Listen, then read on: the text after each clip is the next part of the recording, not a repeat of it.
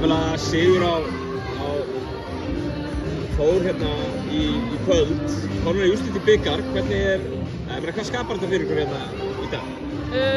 Mér fannst við bara spila loksins ótrúlega vel saman bara sem lið eins og við ætluðum okkur, fórum vel yfir Þórliðið í vikunni og það skilaði sér í dag.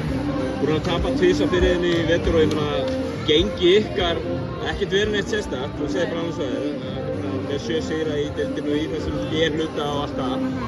En þið voru svolítið með augun á þessari viku? Já, algjörlega. Við erum búin að vera að spila svolítið undir getu finnst mér í allan vetur.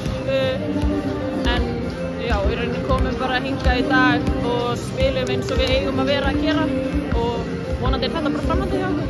Það var rosa framlag frá ný leikmaður í opnum ykkar, nýr og ekki nýr skilum, við erum komin hérna inn í miðjan mars en Daísja, Núnú, kölluð það, og Ólöf og Hulda og þú fyrir allar að skila einhvern veginn. Þykir að vera gaman að vera í svona liði sem að skila það? Algjörlega, það spiluðu allir vel saman, þetta var mikill liðsbót í dag. Já, skiluðu allir sínum og já, bara geggjaður leikur. Það ekki langt í úrslitaleikin fyrir Connery að spila móti Njarðvíkar. Hvernig er undirbúningum haft það fyrir svona úrslitaleik? Raunum bara svipað, fara vel yfir Njarðvíkurliðið, koma tilbúnar í þann leik kannski. Já, bara koma tilbúnar og spila, ef við spilum eins og við spilum í dag, þá ætti það að vera góður leikur.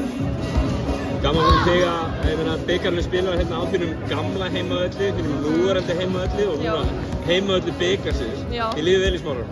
Mjög vel. Kærar þakkir Ísabel og gangi ykkur vel á laugardag. Já, takk.